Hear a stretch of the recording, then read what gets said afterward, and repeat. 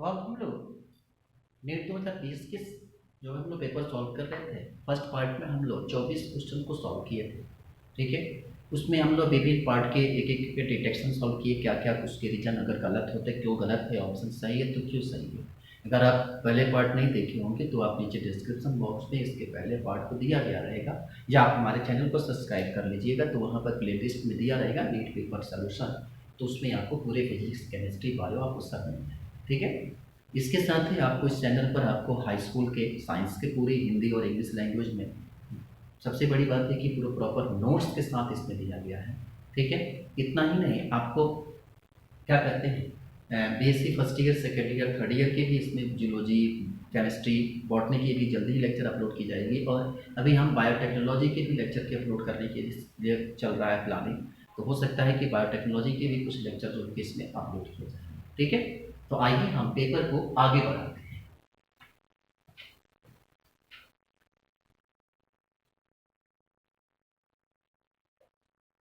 इसमें question number सबसे पहला 25 है, कह रहा है कि if the cockroach remove, if the cockroach of the यानी कि the head of the cockroach remove it may be life for the few days. आपको पता है कॉकरोच का सबसे बड़ा कैरेक्टरिस्टिक फीचर क्या होता है कि कॉकरोच के जो हेड होते हैं उसमें नर्वस सिस्टम जो होता है वो फ्यू मात्रा में पाया जाता है। ठीक है, कॉकरोच के हेड में नर्वस सिस्टम जो होता है वो फ्यू मात्रा में पाया जाता है, बाकी जो होते हैं उसके डोर्सल रीजन में पाए जाते हैं। ठीक है, तो याद रखेंगे इसके पीछे रीजन यही होता है कि उसकी ब्लड की सप्लाई नर्वस सिस्टम ब्रेन में काफ़ी कम होती है, इसीलिए वो क्या होता है कि उनके हेड काट देने के बाद भी कई कई मतलब कुछ समय तक जिंदा रहते हैं। ठीक है, तो याद रखेंगे इसमें पहला ऑप्शन दिया गया कि the supraoesophageal ganglion of the cockroach situated in the ventral part of the abdomen, बिल्कुल गलत है। ये जो होता है वह dorsal part of the abdomen होता है। दूसरा ऑप्शन दिया गया कि cockroach does not have nervous system, ऐसा बात नहीं है, कॉकरोच के पास नर्वस सिस्टम होता है पर ये फ्यू इल डेवलप होता है, not well develop. Third option दे रहा है कि the head of hold a small portion of the nervous system while rest situated of the along the ventral part of the body, बिल्कुल सही है। ये जो बाकी जो होता है ये सिर्फ फ्यू पार्ट होता है जो कि ब्रेन में होता है, बाकी जो होता है उसके वेंट्रल पार्ट में स्थित होता है। तो ऑप्शन नंबर थर्ड जो है ये बिल्कुल सही ऑप्शन है। ठीक है, 26 नंबर कह रहा है कि which of the following statement are the true for the phylum कोडाटा। फाइलम कोडाटा की आपके बारे में बता दें कि फाइलम कोडाटा ऐसा कोडाटा होता है जिसमें सबसे पहला इसका नोटोकॉर्ड जो होता है वो डॉर्सल और हॉलो नोटोकॉर्ड होता है। ठीक है, पहली चीज। दूसरी जो इसके अंदर नोटोकॉर्ड होता है वो जनरली खासकर कोडाटा का मेंबर अगर वर्टिब्रेटा है, वर्टिब्रेटा के नोटोकॉर्ड जो होते हैं वो सिर्फ और सिर्फ एम्ब्रायोनिक स्टेज में पाए जाते हैं, बाकी किसी भी स्टेज में नहीं पाए जाते हैं। यूरोकोडाटा का जो मेंबर होता है, यूरोकोडाटा का मेंबर में नोटोकॉर्ड जो होते हैं वो सिर्फ एम्ब्रायोनिक स्टेज में होता है, क्योंकि बाकी स्टेज जैसे आता है तो उसका टेल जो होता है खत्म हो जाता है, और टेल जब खत्म हो जाता है तो उसके पास नोटोकॉर्ड जो होते हैं वो खत्म हो जाते हैं। आइए वो ऑप्शन देखते हैं। पहला कह रहा है कि the urochordata notochord extend from head to tail end present throughout the life, ये बिल्कुल गलत है। वो हेड टू टेल जो होता है नोटोकॉर्ड तो होता है पर एम्ब्रायोनिक में होता है, पूरे होल स्टेज में नहीं होता है। तो ऑप्शन नंबर ए जो है वो कट गया। अब जरा देखो इसमें कहां कहां पर ऑप्शन नंबर ए है, ऑप्शन नंबर ए यहां पर है और ऑप्शन नंबर ए यहां, यानी कि दूसरा और तीसरा ऑप्शन तो ऐसे ही कट गया। ठीक है, दूसरा ऑप्शन कह रहा है कि the notochord extend from the head to tail present during through, दूसरा दिया है the vertebrata notochord present during the embryonic stage, बिल्कुल सही है ये। जब बी ऑप्शन जो है आपका करेक्ट है। अब जरा देखो तो हमारे पास ए और ये कट गया, बच गया हमारे पास बी ऑप्शन। अब देखो इसमें और इसमें बी सिर्फ इसमें दिख रहा है, मतलब कि हमारे पास क्या हो गया 27 26 का ऑप्शन नंबर चौथा जो है बिल्कुल सही हो गया। सी देख लो, सी कह रहा है कि सेंट्रल नर्वस सिस्टम डोर्सल, अभी हमने कहा कि कोडाटा का सबसे सबसे कैरेक्टरिस्टिक अच्छा फीचर होता है कि जिसका सेंट्रल नर्वस सिस्टम जो होता है वो डोर्सल और हॉलो होता है। ठीक, तो 26 का ऑप्शन नंबर कौन सा सही हो गया, ऑप्शन नंबर आपका माने बी और सी सही है, मतलब चौथा सही है बी और सी। ठीक है, क्वेश्चन नंबर 27 कह रहा है कि match the organism with the biotechnology. आगे दिया गया बैसिलस, उसके बाद दिया गया है टर्मस, आगे दिया आर्गोबैक्टीरिया और दिया गया है साल्मोनेला। साल्मोनेला का आप इसमें सबसे बड़ा चीज आपको उसमें से किसी एक को ढूंढ के निकालो कि आपको इसमें से कौन सा जो है थोड़ा सा दिमाग में टच कर रहा है। ठीक है, किसी भी क्वेश्चन को सॉल्व करते समय, ऐसे क्वेश्चन को सॉल्व करते समय आप सबसे पहले देखेंगे कि इसमें क्या हमें लग रहा है कि हो सकता है। ठीक है, देखो बैसिलस जो होता है इसके अंदर क्राई प्रोटीन पाई जाती है, बैसिलस के अंदर जो होता है खास करके आप जब देखोगे तो बैसिलस के अंदर जो होता है वह इसमें ट्राइप्रोटीन पाई जाती है, जिसमें क्या कहते हैं ट्रिपियम होता है, जो कि किसी भी फॉल क्या कहते हैं ट्रिपियम पाया जाता है। ठीक है, ये सेलेक्ट द करेक्ट ऑप्शन जो है ना, ये सेकंड पार्ट है इसका, हमने क्वेश्चन का पार्ट है। तो पहला जो है ट्राइप्रोटीन पाया था, पहले का चौथा, अब मिलाओ कि पहले में चौथा कौन सा है, सिर्फ और सिर्फ दूसरे में पाया गया। आपका मतलब 27 का आंसर नंबर कौन सा हो गया, दूसरा। अगर देखो आपको बैसिलस दे दो, बैसिलस हमारे पास मिल रहा है, तो बैसिलस जो है वो क्या करता है ट्राइप्रोटीन होगी। अगर मान लो बैसिलस याद नहीं है आपको पास, तो टर्मस याद हो। टर्मस जो होता है खास करके इसमें क्या होता है कि डीएनए पॉलीमरेज क्या करते हैं ट्रांसक्रिप्शन होता है, यहीं पर क्या करते हैं डीएनए पॉलीमराइजेशन में पार्टिसिपेट करता है। ठीक है, एग्रोबैक्टीरिया जो होता है वो क्या करता है cloning factor of the turning gene, ये तो आपको याद होगा, एग्रोबैक्टीरिया जो होता है वो टर्निंग फैक्टर के रूप में काम करता है। ठीक है, और साल्मोनेला जो होता है खास करके ये साल्मोनेला जो होता है वह क्या करता है डीएनए राइबोसोमल डीएनए मॉलिक्यूल्स में एज ए एक्वेटिक फिस्ट के रूप में यूज की जाती है। ठीक है, तो ये 27 का ऑप्शन नंबर कौन सा हो गया, बैसिलस जो होता है वो ट्राइप्रोटीन, टर्मिनस जो है वो आपका डीएनए पॉलीमरेज हो गया, एग्रोबैक्टीरिया जो होता है वो क्या क्लोनिंग फैक्टर के रूप में काम करता है, और साल्मोनेला जो होता है वो constitutive sequence of the first DNA ribosomal DNA molecules, मतलब ऑप्शन नंबर क्या हो गया सेकंड। ठीक है, अब इसके बाद question number 28, correct match the following essential element for their the function and plant. पहला दिया गया है आयरन।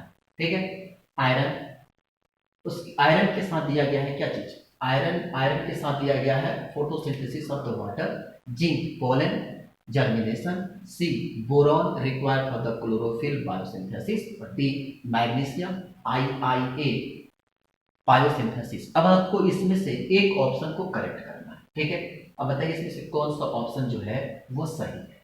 ठीक, अब जरा ढूंढो, सोचो एक एक करके क्वेश्चन में कौन सा ऑप्शन जो है इसका सही हो सकता है। पहला दिया गया है आयरन। ठीक है, क्योंकि ऑप्शन जो है ये जो क्वेश्चन जो बनाए गए हैं, आपको थोड़ा सा पेपर में आपको ये जो तरीका जो है यहाँ है, पहले में दिया गया है आयरन, पहला क्या है आयरन, इसके साथ दिया गया है क्या चीज फोटोसिंथेसिस ऑफ वाटर। ए में क्या दिया गया है, ए में दिया है आयरन, और पहला दिया गया है फोटोसिंथेसिस या photolysis of water, photolysis of water. ठीक है, दूसरा दिया गया है जिंक पोलन जर्मिनेशन, जिंक दूसरा में दिया है पोलन जर्मिनेशन। ठीक है, तीसरा में दिया गया है boron required for the chlorophyll biosynthesis, boron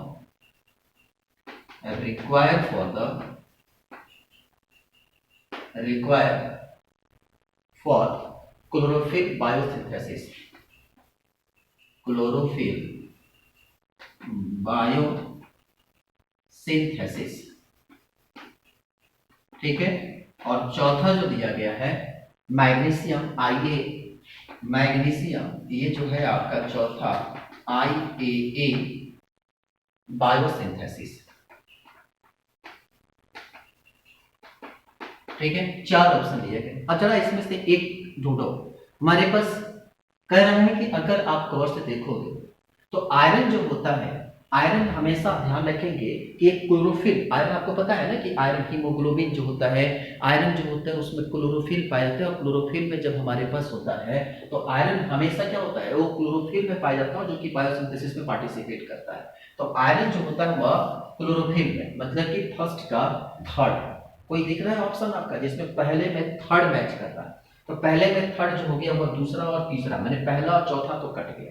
ठीक, उसके बाद दिया गया है जिंक। आपको याद रखना जिंक जो है वह फोटोलिसिस ऑफ वाटर में पार्टिसिपेट करता है, जिंक जो होता है जिंक। अब इसके बाद जिंक जो होता है वह आईए बायोसिंथेसिस में पार्टिसिपेट करता है, मतलब कि ये जिंक का फंक्शन होता है आईपीए बायोसिंथेसिस में काम करता है। बोरॉन जो होता है, बोरॉन और मैग्नीशियम जो होता है खास करके, मैग्नीशियम जो होता है वह खास करके ये क्या करता है पोलन ग्रेन जर्मिनेशन में पार्टिसिपेट करता है, और बोरॉन जो होता है वह फोटोलिसिस में पार्टिसिपेट करता है। तो देखो पहले का तीसरे से, पहले का तीसरे से, दूसरे का चौथे से, पहले का तीसरे से, दूसरे का चौथे से, तीसरे का पहले से और चौथे का दूसरे से, मतलब ऑप्शन नंबर थर्ड जो है इसका सही। ठीक है, तो ये है क्वेश्चन नंबर आपका 30।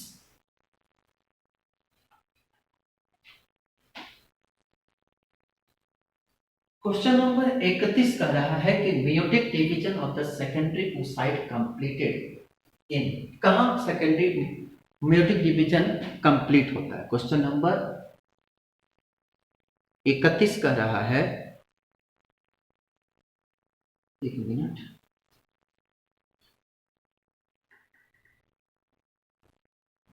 क्वेश्चन नंबर 28 के बाद क्वेश्चन नंबर 29 देखते हैं। आइडेंटिफाई द करेक्ट स्टेटमेंट, क्योंकि हम सीधा एक पेज छोड़ दिए थे, हम चले गए थे 31 पे। क्वेश्चन नंबर 29 क्या कर रहा है?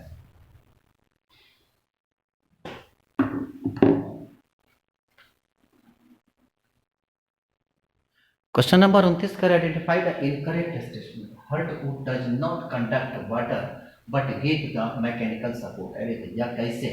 अगर वाटर कंडक्ट नहीं करेगा तो heart would not conduct water and give mechanical support, ये बिल्कुल स्टेटमेंट सही है। ठीक है, फिर कह रहा है कि sap woods is involve in the conduction of water and in mineral the root is the leaf, ये भी जो है सही है। Sap wood is the innermost secondary xylem, नहीं, इसमें जो होता है प्राइम साइलम जो होते हैं ये लाइटर इन कलर, बिल्कुल नहीं, इसमें सेकेंडरी जाइलम जो होते हैं और खास करके इसमें डार्क कलर में होते हैं। ठीक है, तो आपका जो स्टेटमेंट थर्ड जो है वह स्टेटमेंट गलत है। Due to deposition of the thymic resin oil the heart wood break in dark in the colour, ये स्टेटमेंट जो है सही है। ठीक है, थर्ड में जो है आपका स्टेटमेंट जो है वह गलत है। 30 कह रहा है कि मैच द फॉलोइंग, कह रहा है कि इनहिबिशन दिया गया है ricin cyclic activity, poison peptide, malonate bond, cell wall of the material, chitin of the fungi, और चौथा दिया गया है सेकेंडरी यानी कैलोजन मेटाबॉलिज्म। अब बताइए, सबसे पहला आप यह काम करो, देखो इसमें सबसे अच्छा दिया cell of the material. Cell of the material किस चीज के बने? ठीक है, आपको इसको बड़ा आसान होगा आपको ढूंढ के निकालना। बताइए, थोड़ा सोचिए। तो सबसे पहले आपको सोचना पड़ेगा, जब तक आप सोचेंगे नहीं ना तब तक आप कुछ नहीं कर सकते। इनहिबिटर के रूप में कौन सा काम करता है? जब भी इनहिबिटर होता है, जाहिर सी बात है कि उससे बॉन्ड को ब्रेकेज करे। इनहिबिटर क्या करता है? बॉन्ड को ब्रेक करता है। और इनहिबिटर क्या करता है कि बॉन्ड को ब्रेक करता है, मतलब कि जो पेप्टाइड बॉन्डेज होते हैं उसको ब्रेक करना, ये काम करता है, इनहिबिटर का काम होता है। ठीक है, तो जो इनहिबिटर जो होता है वो क्या करता है? पॉजिटिव द पेप्टाइड बॉन्ड, यानी इनहिबिटर जो होता है वह पेप्टाइड बॉन्ड में पाया जाता है। मतलब कि फर्स्ट जो है, अब हम इसको थोड़ा सा यहां लिखें, पहला दिया है इनहिबिटर ऑफ, पहला इसमें दिया गया है क्या? रिच साइटोलिटिक एक्टिविटी या रिसिंग साइटोलिटिक एक्टिविटी। ठीक है, दूसरा दिया गया है बी में क्या है? दिया गया है पॉजेज पेप्टाइड, एक मिनट, पॉजेज पेप्टाइड, एक काम करते हैं इसको। दूसरा में इसका सेकंड पार्ट में दिया गया है मेलोनेट बॉन्ड, मेलोनेट बॉन्ड। ठीक है, ऐसे क्वेश्चन जब भी मिलेगा तब इसको ऐसे संभालो। Cell wall of the material, cell wall material, ये जो होते हैं इसमें दिया गया chitin of the fungi, chitin in fungi, और डी सेकेंडरी, ये जो होता है वो काइलोजन मेटाबोलाइज।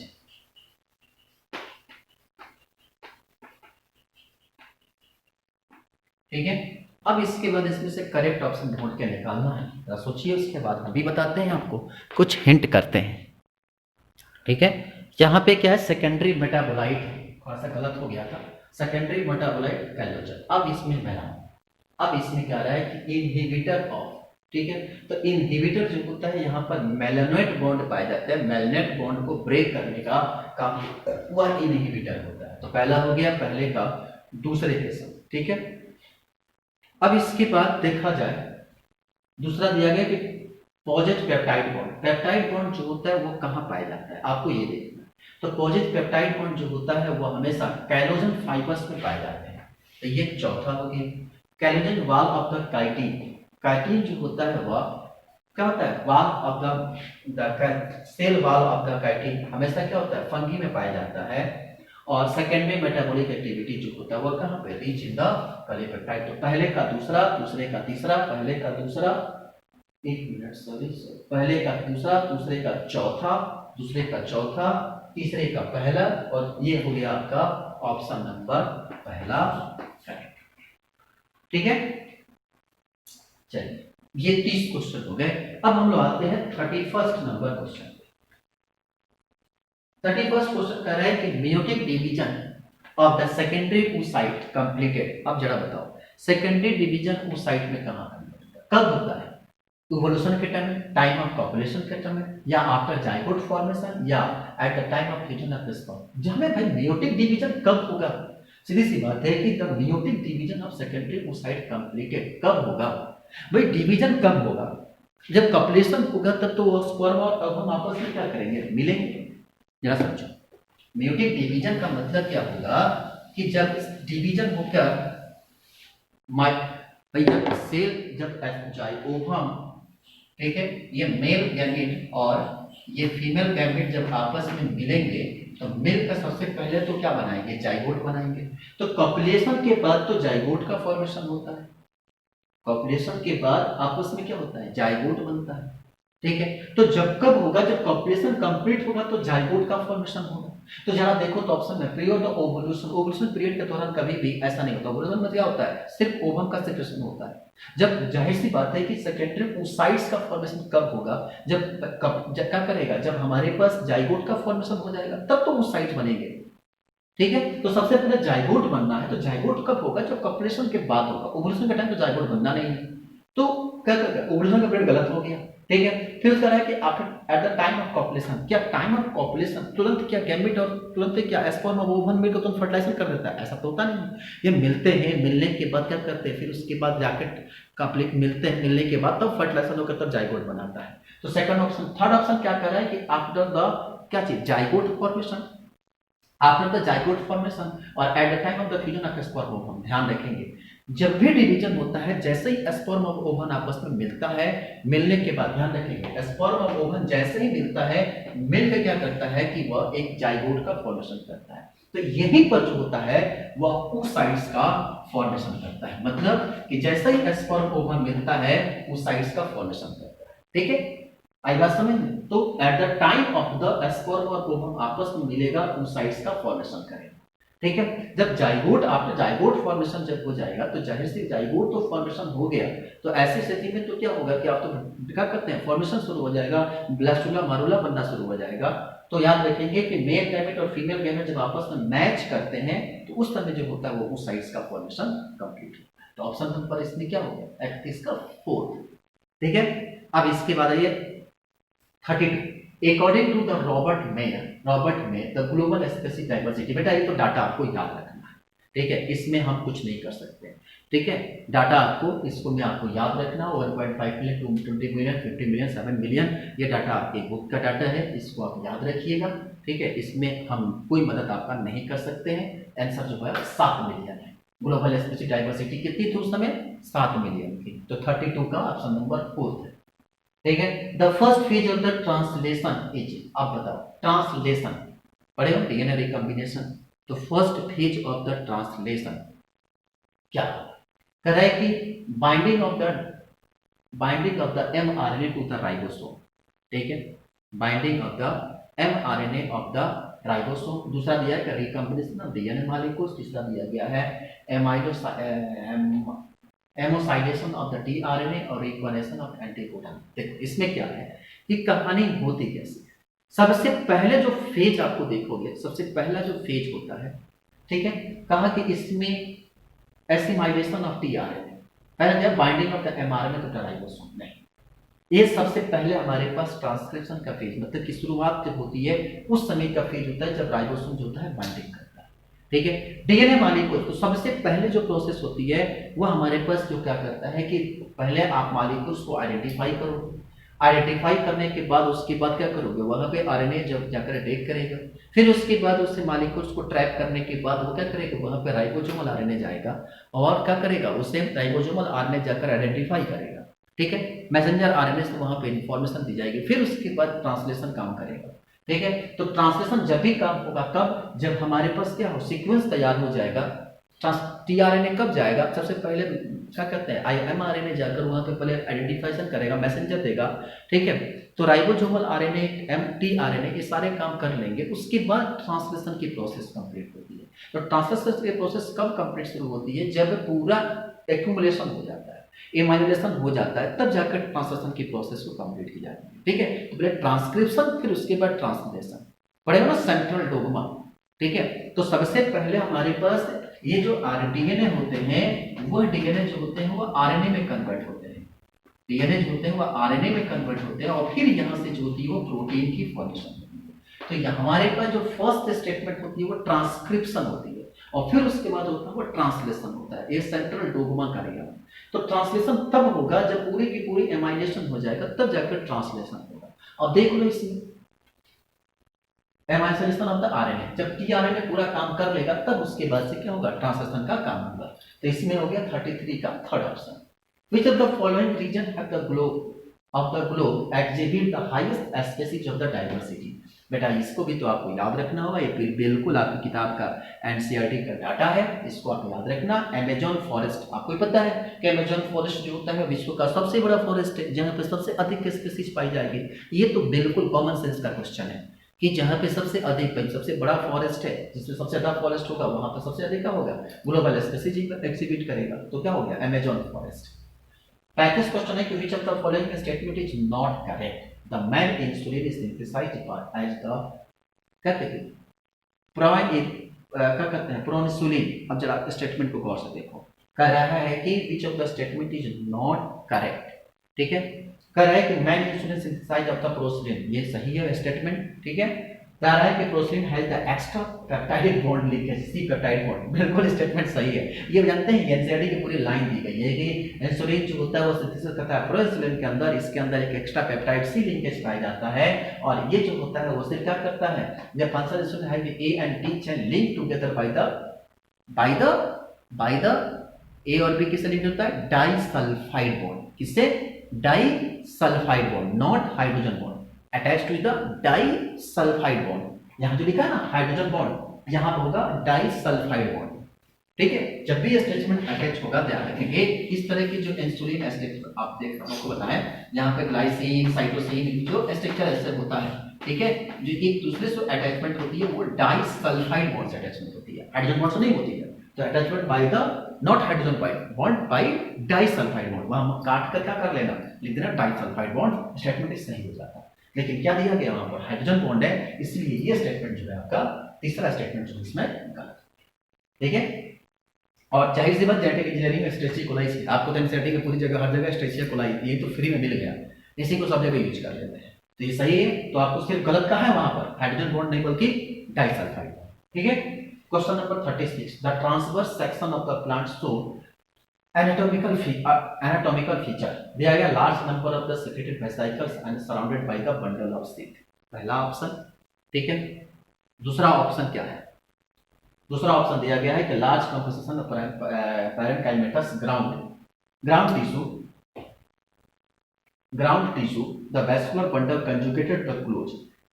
सेकंड दिया गया है, सेकंड ऑप्शन क्या हो गया, कहां गया, सेकंड हो गया। थर्ड ऑप्शन दिया गया vascular bundle conjugated the close और थर्ड दिया गया fallen parenchyma is absent, identify the category of the plant and it's part. अब क्वेश्चन ये दे दिया गया हमारे पास लास्ट एनाटॉमिकल फीचर, ठीक है। अब इसमें आइडेंटिफाई करना, अब जरा बताओ, पहला कह रहा है कि largest number of the secreted vesicle bundle surrounded by the bundle of seed, किसमें होता है, लार्ज नंबर हमेशा जो होता है, आपको पता होगा कि मोनोकोट्स के प्लांट जो होते हैं उसके चारों तरफ जो होते हैं काफी अधिक मात्रा में बंडल ऑफ सीड पाए जाते हैं। तो मोनोकोटिलिडनस प्लांट में अधिक मात्रा में बंडल ऑफ सीड पाए जाते हैं, ठीक है। तो पहला जो होगा वो तो मोनोकोटिलिडनस प्लांट की तरफ गया। अब देखो इसमें मोनोकोटिलिडनस यहाँ है, मोनोकोटिलिडनस यहाँ है, मतलब पहला और दूसरा में कोई स्टेटमेंट सही होगा, ठीक है। अब उसके बाद डाइकोटिलिडनस तो गलत हो गया। फिर देख रहा है, कह रहा है कि large consumption of the parenchymatous ground tissue. ये ध्यान रखिएगा, ये जो होता है ये सिर्फ और सिर्फ उनके स्टेम सेल में पाए जाते हैं। मोनोकोटिलिडनस स्टेम में जो होता है काफी अधिक मात्रा में पैरेन्काइमाटस टिश्यू पाए जाते हैं, तो सिर्फ स्टेम में होता है, रूट में जो होता है इसमें नहीं होता। Vesicle bundle conjugated to the close and foreign parenchyma is absent. पहले देखिए फिर आगे फॉरेन पैरेन्काइमा, ये सिर्फ जो होते हैं स्टेम में एब्सेंट होते हैं, रूट में पाए जाते हैं। तो सिर्फ रूट में जो होते हैं पैरेन्काइमा जो होते हैं पाए जाते हैं, स्टेम में जो होते हैं एब्सेंट होते हैं। इसलिए इसके चलते स्टेम हो गया। अब आप ऑप्शन देखो, मोनोकोटिलिडनस स्टेम। पहले चीज तो पहले ऑप्शन से तो समझ में आया कि मोनोकोटिलिडनस होगा, और चौथे ऑप्शन से समझ में आ गया कि ये कैसा होगा, स्टेम होगा। इसलिए ऑप्शन नंबर फर्स्ट, 36 का ऑप्शन नंबर फर्स्ट, ठीक है।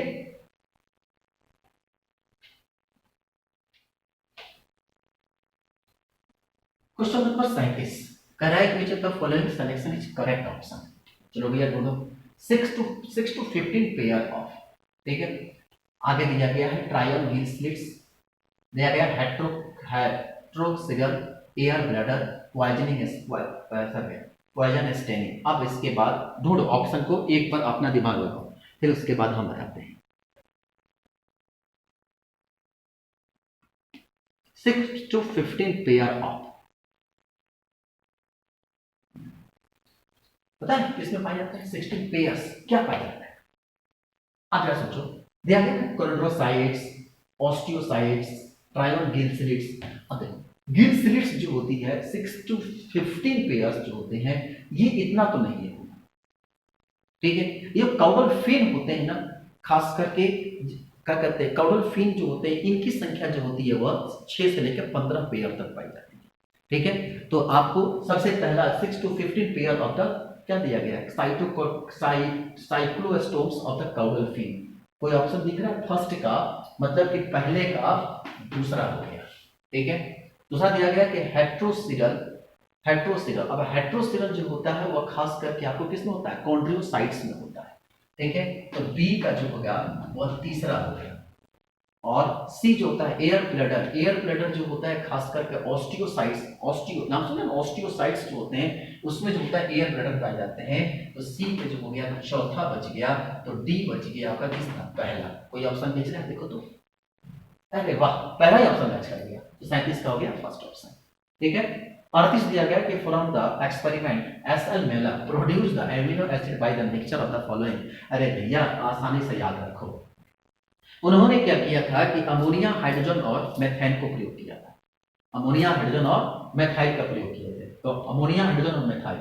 अब बात आती है, देखो अब तो बात आ गया कि भैया सब में तो अमोनिया, हाइड्रोजन, मेथाइल हो गया, ठीक है। अब इसमें दिया गया है, यानी पहला और दूसरा ऑप्शन में तो हो गया। हाँ, टेम्परेचर क्या लिए थे, वो 800 डिग्री सेल्सियस लिए थे। अब बात आती है कि मिथाइल पहले कि अमोनिया पहले कि हाइड्रोजन पहले, ठीक है। मिथाइल पहले कि अमोनिया पहले कि हाइड्रोजन पहले, ठीक है। तो हम लोग याद रखते हैं कि मोहन, एक नाम हम लोग सीखते हैं मोहन, ठीक है। तो मोहन जो है उन्होंने क्या किया था कि मोहन ने सबसे पहले क्या किया, सुबह 8 बजे उठकर, मोहन ने सुबह 8 बजे उठकर ये एक प्रयोग करना शुरू किया। मोहन जो है उसमें से जो टर्म आता है मोहन, जिसको MOHAN पढ़ते हैं, ठीक है। तो मोहन जो है वह मिथाइल है, H जो है हाइड्रोजन और N जो है वह नाइट्रोजन, यानी कि क्या है, अमोनिया है, यानी कि नाइट्रोजन कंपोजिशन है। तो मिथाइल, हाइड्रोजन और नाइट्रोजन ये जो है लाइन होता है। सुबह 8 बजे उठकर क्या करता है, प्रैक्टिकल करने जाता है। जाहिर सी बात है, खास करके कोचिंगें चलती है वो 8 बजे से ही चलती है। तो क्या होगा, सुबह 8 बजे मतलब कि मिथाइल, हाइड्रोजन, अमोनिया सुबह 8 बजे मतलब 800 डिग्री सेल्सियस। इसको याद करने का एक तरीका है कि मोहन सुबह 8 बजे उठकर क्या करता है, प्रैक्टिकल करने जाता है। तो चूंकि प्रैक्टिकल है एक्सटर्नल मैनर का, ठीक है। तो यहां से क्या हो गया, मिथाइल, हाइड्रोजन और क्या अमोनिया 800 डिग्री पर, मतलब 38 का ऑप्शन नंबर फर्स्ट, ठीक है। 38 का ऑप्शन नंबर फर्स्ट। इसके बाद है 39 नंबर 39 कह रहा है कि embryological support of the evolution wide spread by ठीक है। अब देखो बेटा, ये भी जो है एक साइंटिस्ट है जिनका नाम है अल्फ्रेड रॉसल वॉले। अल्फ्रेड रॉसल, इनका पूरा जो नाम दिया गया है, embryological support by the wide spread provide by, तो एक साइंटिस्ट थे जिसका नाम था अल्फ्रेड रसल वर्ल्ड, जिसका जन्म हुआ था 1823 ईस्वी में और मरे थे 1913 ईस्वी में। ठीक है। इन्होंने ही क्या किया था कि इम्ब्रालिकल स्टडी के बारे में जानना शुरू किया था। ठीक है। और इन्होंने रिवॉल्यूशन आइडिया के बारे में बताया था। ठीक है। तो इन्होंने क्या किया था कि रिवोल्यूशनरी आइडिया दिया था और कि किस तरह से ऑर्गेनिज्म जो होते हैं रिवॉल्यूशन काम करते हैं। ठीक है। तो आप इस चीज को याद रखिएगा। तो अल्फ्रेड वोलेर ने इवोल्यूशन के बारे में सपोर्ट किया था। ठीक। The ecological support of the evolution wide spread by the Alfred Russel Wallace. ठीक है। ये जो साइंटिस्ट थे इन्होंने काफी अच्छे तरीके से इसके बारे में बताए थे। ठीक। चलिए, इसके बाद क्वेश्चन नंबर 40। क्वेश्चन नंबर 40 कर रहा है कि the process responsible for the facilitating loss of water in liquid from the देखो फ्रॉम दो बार लिख from the tip of the grass blade to the night and early morning. अरे वाह, ये तो भैया मजा नहीं आया क्वेश्चन में। कह रहा है कि आप कभी कभी देखे होंगे कि प्लांट में जो होता है, सुबह जब उठते हैं ठंडी के दिनों में तो देखते हैं कि घासों पर दूब लगी होती है। अभी आईपीएल चल रहा है। आईपीएल जब देखोगे तो उसमें क्या होता है कि कमेंटेटर बोलते हैं कि ड्यू का मतलब क्या, अपने ग्रास जो है वो क्या होता है कि उसमें पानी आ जाता है। ठीक है। तो ये जो ग्रास पे पानी आ जाता है तो ये सारे के सारे जो प्रेशर होते हैं वो क्या रूट प्रेशर के चलते क्या होता है कि वहां पर ये बने कि वाटर पार्टिकल्स वहां से काम करते हैं। तो ऑप्शन क्या हो गया इसमें, रूट प्रेशर। ठीक है। अगला दिया गया secondary metabolite such as the nicotine, एस्टारेसिन, caffeine produced by the plant in there. अब इस चीज को तो आपको हमेशा याद रखना पड़ेगा। अब बताओ जरा सा क्या करता है। दिया गया निकोटीन, साइस्ट्रीन और कैफीन, ये तीनों जो होते हैं हमारे बॉडी के लिए काफी इन्फेक्टिबल होते हैं। ठीक है। और हमारे बॉडी को जब मिलता है तो हमको क्या मिलता है, ऑटो इम्यून शक्ति। मतलब कहते हैं ना, कैफीन पी लेते हैं तो लगता है कि हमारे बॉडी में एनर्जी लेवल क्या करती है, बढ़ जाती है। तो ये हमेशा प्लांट जो है अपने में अंदर डिफेंस को मतलब कि प्रोटेक्शन करने के लिए यूज करता है। ठीक है। तो हम लोग उसका गलत यूज कर लेते हैं और हम लोग जब इनहेल करते हैं तो हमारे बॉडी में भी क्या करता है, नर्वस सिस्टम जो होती है वह डिस्टिमुलेट हो जाती है। मतलब कि नर्व सेल का कनेक्शन क्या होता है, कम हो जाता है, जिससे चलते हम क्या करते रहते हैं हमको पता नहीं चलता है। जब हम लोग कैफीन ले लेते हैं या जितने भी मैंने विभिन्न तरह की जब हम लोग अल्कोहलिक चीज लेते हैं तो क्या होता है, हमारा सबसे पहला नर्वस सिस्टम डिस्टर्ब होता है। मतलब कि नर्व इम्पल्स धीरे धीरे काम करना बंद कर देता है, जिसके चलते नर्व का कनेक्शन टूट जाता है, जहां से ब्रेन हमारा काम करना बंद कर देता है। सिनेप्टिक क्लेफ्ट जो होता है जो काम करना बंद कर देता है, जिस चलते हम कर क्या रहते हैं हमको नहीं पता चलता है। खासकर आप देखते होंगे कि जब काफी लोग शराब पी लेते हैं तो शराब पीने वाले व्यक्ति देखते होंगे कि उनकी पैंट गीली हो जाती है। उस लोग क्या करते हैं, तो ऐसी स्थिति में पैंट गीली का मतलब वो कर क्या रहे हैं उनको खुद पता नहीं चलता है। आप देखिए शराब पीने के बाद लोग पूरी दुनिया खरीद लेते हैं। इसके पीछे क्या होता है कि वो बोल क्या रहे हैं, उनकी ब्रेन से कंट्रोल नहीं होती है, वो जब मर्जी आता है वो बोल देते हैं। ठीक है। यही वजह होता है कि शराब पिए हुए व्यक्ति को आप देखे होंगे वो रास्ते में गिर जाते हैं, उनको कभी चोट लगती है, बाद में समझ के आता है वजह क्या है, उनकी ब्रेन से कनेक्शन कट जाता है। तो ये जितने भी प्लांट के अंदर इस तरह की चीजें पाई जाती है वो सारे के सारे डिफेंस एक्शन में काम करते हैं। ठीक है। तो क्या होता है, डिफेंस एक्शन। ऑप्शन नंबर 41 का कौन सा हो गया, थर्ड, डिफेंस एक्शन। कराए कि the oxygenation activity of rubisco enzyme in photorespiration leads to formation of the.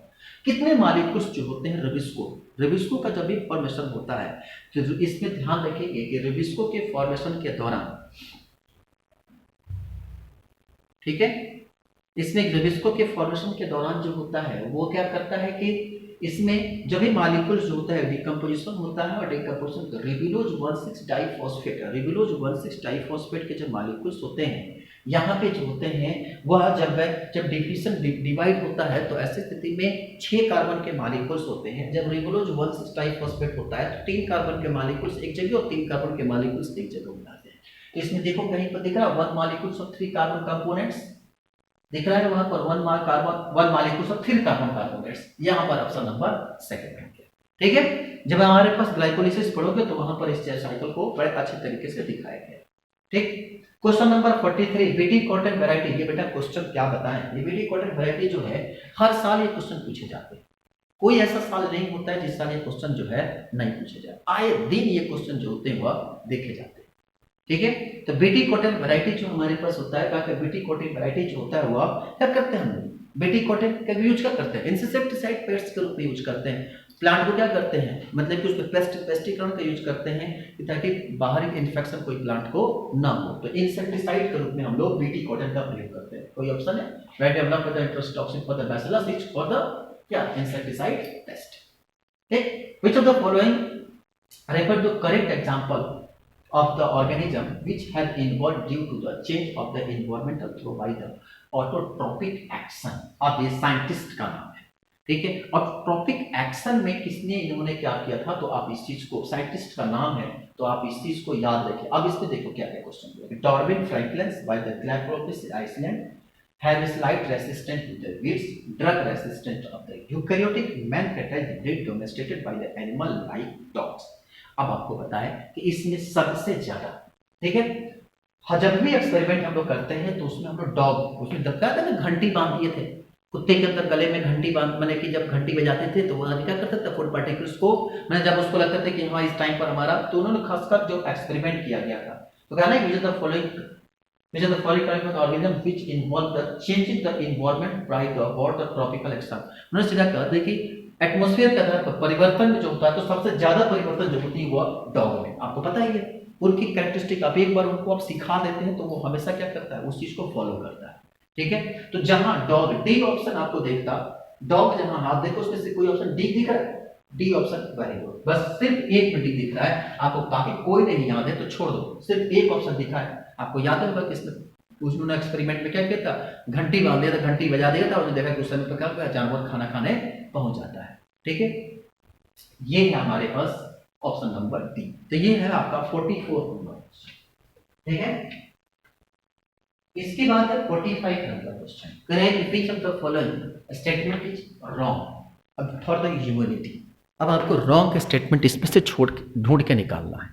ठीक, अब रॉन्ग स्टेटमेंट कौन सा होगा, कह रहा है कि when expose the antigen living dead antibody produce the host,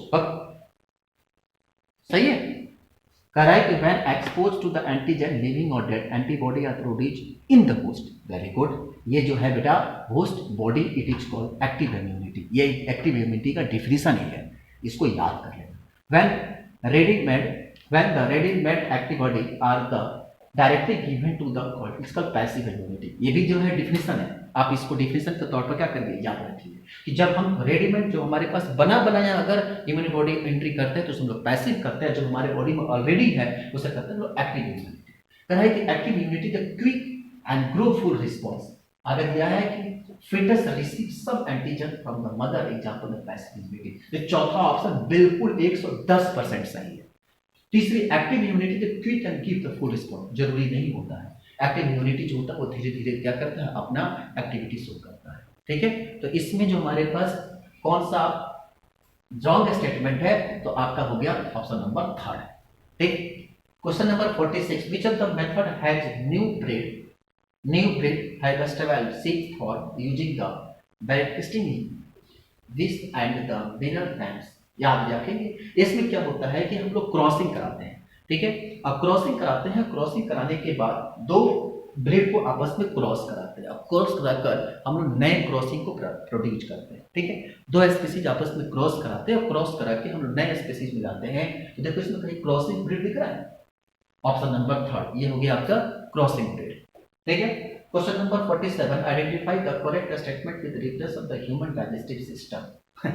question दिया है कि आगे दिया है ileum open into the small intestine, दूसरा दिया है serosa inner most layer of the alimentary canal, फिर उसके बाद दिया गया ileum is the highly colonized part और vermiform appendix arise from the duodenum. ये आपका क्वेश्चन नंबर है क्या 47, identify the correct statement of the human digestive system. अगला ileum open into the small intestine, अरे बेटा इलियम जो है स्मॉल इंटेस्टाइन का पार्ट ही है तो ओपन क्या होता है, ड्यूडेनम, जेजुनम और इलियम तीनों स्मॉल इंटेस्टाइन का पार्ट है, तो ये ओपन क्या, ये तो है ही उसका पार्ट, तो ओपनिंग के बाद क्या होगा। ठीक है, तो ये स्टेटमेंट आपका बिल्कुल क्या हो गया, गलत हो गया। दूसरा कह रहा है कि serosa is the inner most layer of the alimentary canal. बिल्कुल नहीं, ठीक है। सबसे लास्ट लेयर जो होता है, आपको आपको याद करने के लिए हम लोग कई बार हम लोग बोलते हैं कि सबसे लास्ट लेयर जो दिया गया है कि serosa is the inner most layer of the alimentary canal. जी नहीं, म्यूकोसा जो होता है सबसे inner most layer of the alimentary canal. Serosa जो होता है सबसे outer most layer of the alimentary canal. Serosa, उसके बाद जो होता है सब म्यूकोसा, लास्ट की जो लेयर होती है जो सबसे इनर मोस्ट लेयर होता है वो म्यूकोसा का लेयर होता है, ठीक है। तो mucosa is the inner most layer of the alimentary canal, ठीक है। Serosa is the outer most layer of the alimentary canal. तो पहला ऑप्शन क्यों गलत है? क्योंकि ये स्मॉल इंटेस्टाइन का पार्ट ही है, तो ओपन होने की कोई संभावना नहीं होती है, ठीक है। ड्यूडेनम जो होता है जो बाहर से आता है और तब वो एंट्री करता है, तो भी स्मॉल इंटेस्टाइन का ही पार्ट है। तो इलियम गलत हो गया। सीरोसा जो होता है वो outer most part of the alimentary canal होता है, जबकि म्यूकोसा जो होता है वो inner most part of the alimentary canal होता है। तीसरा भी यह कह रहा है कि ileum is the highly colonized part. Very good. आप देखे होंगे कि जब आप स्मॉल इंटेस्टाइन देखोगे तो इलियम और जेजुनम आप जब देखोगे इसमें इलियम जो होता है, ड्यूडेनम, जेजुनम और इलियम, ठीक है। देखो ये जो है आपका यहाँ पे जो होता है वह क्या पाया है, लीफ जैसे स्ट्रक्चर आपका पैनक्रियाज होता है, ये आपका ड्यूडेनम होता है, ठीक है। और यहाँ से जब एंट्री करता है तो आपका ये जेजुनम होता है और लास्ट में जो फोल्डेड पार्ट होता है वो आपका इलियम होता है। तो इलियम जो होता है सबसे ज्यादा कोलोनाइज पार्ट ऑफ द, क्यों? क्योंकि सरफेस एरिया क्या हो ज्यादा बढ़ाना होता है डाइजेशन करने के लिए, इसलिए सबसे हाईली कोलोनाइज पार्ट होता है इलियम। आपका आंसर हो गया थर्ड।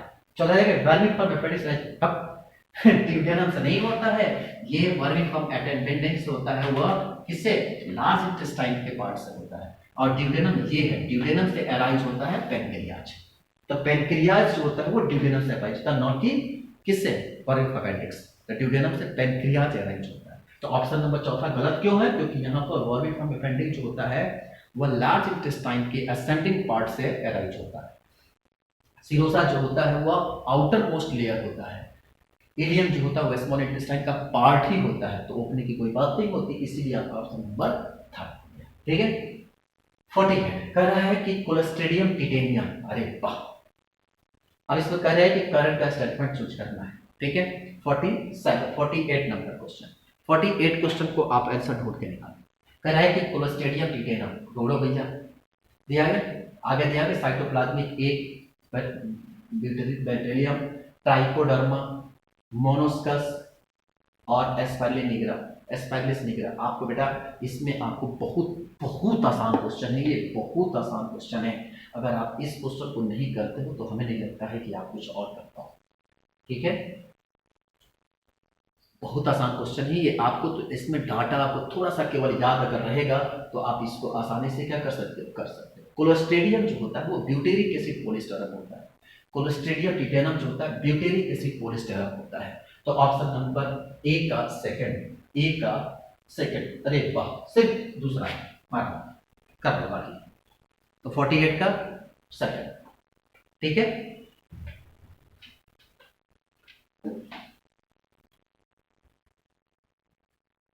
फिर इसके बाद है 49, presence of the which of the following condition in urine are addictive to diabetes mellitus. Presence of which of the following condition in urine are addicted to diabetes mellitus। अब बताना है कि इसमें कौन से जो है डायबिटीज मेलाइटस को आइडेंटिफाई करता है। Question number 43, 49। अब देखो कह रहा है कि यूरिनिया और क्यूटिनेरिया, बेटा नहीं, क्यूटिन और यूरिया जो हो तो डायबिटीज मेलाइटस में, ये यूरेनिया में, यह स्टेटमेंट गलत है। फिर दिया गया है इसमें, आप हमेशा याद रखो कि क्यूटिनेरिया जो होता है वो काम करता है और ग्लाइको मतलब होता है ग्लूकोज की क्रिया। तो जिसमें ग्लूकोज की मात्रा होती है वो जाहिर सी बात है क्या यूरिन में पॉजिटिव ब्लड को रिप्रेजेंट करेगा। तो ग्लाइकोयूरिया और क्यूटिनेरिया ये दोनों जो होते हैं, खासकर ग्लाइकोन्यूरिया और क्यूटिनेरिया, दो चीज ऐसे होते हैं जो कि डायबिटीज मेलाइटस को रिप्रेजेंट करते हैं। आप इसको हमेशा याद रखिएगा। रीनल कैल्कुलाई का मतलब होता है कि रीनल ट्यूब में क्या होता है, कैलकुलस हो जाना मतलब स्टोन आ जाना, तो वो कहीं डायबिटीज मेलाइटिस का कोई सिम्टम्स नहीं होता है, ठीक है। तो जहां पर रीनल कैल्कुलाई ऐसे ही गलत हो गया। और यूरेनिया जो होता है, यूरिन जो है अमोनिया की मात्रा होना, तो ये जो है कहीं से भी ग्लूकोज मालिक्यूल्स को रिप्रेजेंट नहीं करता है, ठीक है। इसीलिए हमारे पास क्यूटिनेरिया और क्या होता है, और ग्लाइकोसिरिया, ये जो होता है डायबिटीज मेलाइटस को रिप्रेजेंट करता है। तो 49 का ऑप्शन नंबर हो गया थर्ड, ठीक है। 50 कह रहा है कि floridean starch has structure of the similar to अब ये जो स्ट्रक्चर जो होता है आपको याद रखना होगा, बायोमॉलिक्यूल्स का डायरेक्ट क्वेश्चन है, आप इसको याद रख लेना। क्या सीक्वेंस जो है ये एमाइलोप्रोपेक्टिन और ग्लाइकोजेन, एमाइलोपेक्टिन और ग्लाइकोजेन, ऑप्शन नंबर सेकंड जो है 50 का ऑप्शन नंबर सेकंड जो है वो सही है। ठीक है, 51 दे रहा है कि select the option including all sexual transmitted disease. हाँ, अब ये बताओ कैंसर होता है क्या?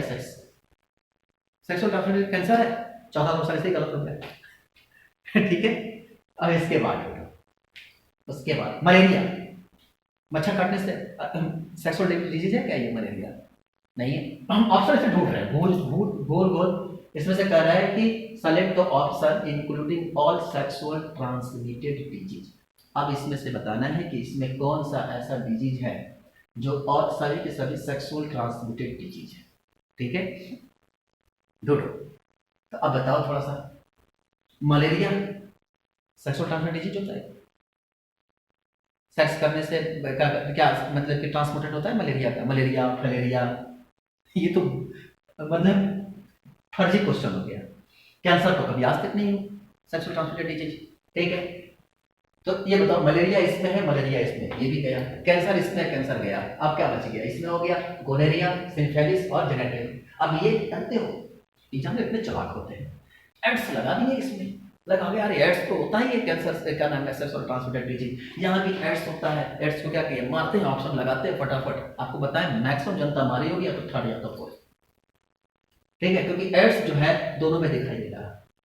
और सबसे ज्यादा जनता जो पता नहीं क्या मलेरिया इसमें भी है, उसमें सिफिलिस दे दिया है, पता नहीं क्या किया होंगे। हो सकता है कैंसर सोच कर लगा दिए होंगे, क्योंकि प्रोस्टेट कैंसर हो गया, ओवरियन कैंसर हो गया, तो उससे लोग कहेंगे कि सेक्सुअल ट्रांसमिटेड डिजीज है। ऐसा नहीं है। ठीक है, तो ये जो हमारे पास क्या करते हैं, ये कैंसर के चलते वो आंसर जो है गलत हो गया। अगर सिफिलिस जो होता है वो सेक्सुअल ट्रांसमिटेड डिजीज होता है, एड्स ट्रांसमिटेड डिजीज होता है, और कैंसर जो होता है वो सेक्सुअल ट्रांसमिटेड डिजीज नहीं होता है। ये म्यूटेशन ऑफ जीन होता है, जीन के म्यूटेशन के चलते कैंसर होता है, इसलिए सेक्सुअल ट्रांसमिटेड डिजीज के अंदर, एसटीडी के अंदर वो नहीं होता है। ठीक है, तो ऑप्शन नंबर क्या हो गया 51 का फर्स्ट। ठीक, इसके बाद 52 है कि match the following represent the meiosis. अब बताओ भैया मियोसिस, जब मियोसिस की बात आती है तो क्या होगा? मियोसिस है, कह रहा है कि मियोसिस देखिए जाइगोट, टर्मिनाइजेशन आगे दिया गया है, पाइप्टीन जिसमें दिया गया है कैस्टिज्मा, उसका दिया गया है डिप्लॉइड्स, क्रॉसिंग ओवर और डाइकाइनेसिस, सिनेप्सिस। अब बताओ किसमें कौन कौन से इस प्रोसेस को मैच कराते हैं। ठीक है, अब कह रहा है कि इसमें जो भी हमारे पास देखते हैं तो कह रहा है कि जाइगोट जो होता है वो सिनेप्सिस का फॉर्मेशन करता है पहले का चौथे के साथ। ठीक है, जाइगोट जो होता है वो सिनेप्सिस करता है, मतलब कि पहले का चौथा, मतलब ए का दिख रहा फोर्थ, यानी कि ये हो गया आपका ए का फोर्थ। ठीक है, दूसरा जो होता है इसमें कहते हैं पैक्टिन, पैक्टिन जो होता है वो जो होता है वह कहां पे क्रॉसिंग ओवर में काम करता है, यानी कि ऑप्शन नंबर हो गया इसका सेकंड। ठीक, 53 क्वेश्चन कह रहा है, 52 का हो गया option number second. 53 correct which of the following is the unicellular algae.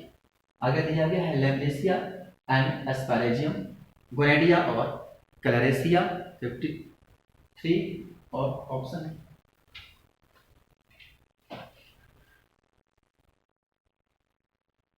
इसमें जो है, इसमें से दो ऑप्शन जो है नीचे आपका कट गए हैं। हम आपको बता देते हैं कि इसमें दो ऑप्शन जो है कटे हुए हैं। अब देखिए आपको चारों ऑप्शन दिख रहे हैं। विच of the following pair of the unicellular algae.